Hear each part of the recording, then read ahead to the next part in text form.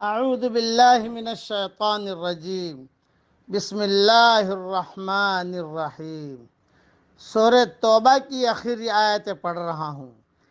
لقد جاءکم رسول من انفسکم عزیز علیہ ما عنتم حریص علیکم بالمؤمنین رؤوف الرحیم۔ تمہارے پاس ایک ایسے پیغمبر تشریف لائے ہیں جو تمہاری جنس سے ہیں، جن کو تمہاری مضرت کی بات نہایت گراں گزرتی ہے، جو تمہارے منفعت کے بڑے خواہش مند رہتے ہیں، ایمان والوں کے ساتھ بڑے ہی شفیق اور مہربان ہیں۔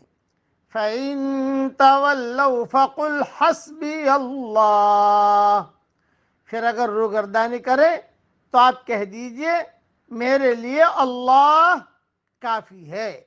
لا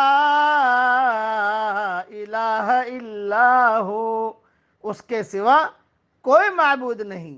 علیہ توکلت وہو رب العرش العظیم، میں نے اسی پر بھروسہ کیا اور وہ بڑے عرش کا مالک ہے۔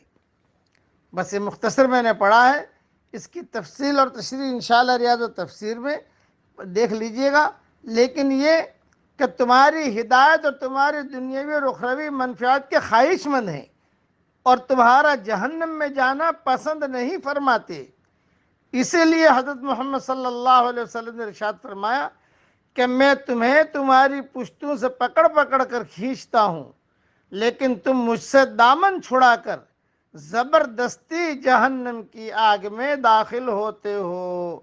صحیح بخاری شریف میں یہ مضمون موجود ہے۔ حضرت ابو الدرداء رضی اللہ تعالیٰ عنہ فرماتے ہیں کہ جو شخص یہ آیت حسبی اللہ لا الہ الا ہو علیہ توکلت وہو رب العرش العظیم، جو شخص یہ آیت صبح شام 7 مرتبہ پڑھ لے گا، اللہ تعالیٰ اس کے ہموم فکر و مشکلات کو کافی ہو جائے گا۔ سنن ابو داود میں یہ حدیث موجود ہے، حدیث نمبر 5081۔ اور میں نے میری کتاب مومن کے ہتھیار میں صبح شام کے دعاؤں میں بھی یہ حدیث نقل کی ہے، لیکن ایک جملہ مزید بڑھا دیا ہے، چاہے سچے دل سے پڑھے چاہے جھوٹے دل سے پڑھے تو بھی اللہ تعالیٰ اس کے پریشانیوں کو دور کرے گا۔ اس کا حوالہ میری کتاب میں دیکھ لیا جائے، اس لیے کہ میرے سامنے اس وقت میری کتاب نہیں ہے۔ دوسری ایک اہم چیز، اسلام کے داعی کے اندر 2 خاص صفات نمایاں طور پر ہونی چاہیے۔ ایک یہ کہ اس کا بھروسہ صرف ایک اللہ پر ہو، دوسرے یہ کہ مدعو کے لیے اس کے دل میں صرف محبت اور خیر خواہی کا جذبہ ہو، اس کے سوا اور کچھ نہ ہو۔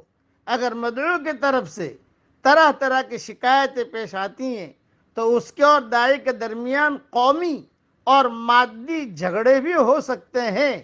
ان سب کے باوجود یہ مطلوب ہے کہ داعی ان تمام چیزوں کو نظر انداز کرے اور مدعو کے لیے رحمت اور رافت کے سوا کوئی اور جذبہ اپنے اندر پیدا نہ ہونے دے۔ داعی کو رد عمل کی نفسیات سے بلند ہونا پڑتا ہے، اس کو یک طرفہ طور پر ایسا کرنا پڑتا ہے کہ وہ مدعو کا خیر خواہ بنے، خواہ مدعو نے اس کے خلاف کتنا ہی زیادہ قابل شکایت رویہ کیوں نے اختیار کیا ہو۔ داعی خدا کے لیے جیتا ہے اور مدعو اپنی ذات کے لیے جیتا ہے، اس کے لیے اللہ کے لیے آدمی کام کرے۔ خلاصہ کلام یہ ہے، اللہ تعالیٰ دین کا کام اخلاص کے ساتھ ہم سب کو کرنے کی توفیق عطا فرمائے، آمین۔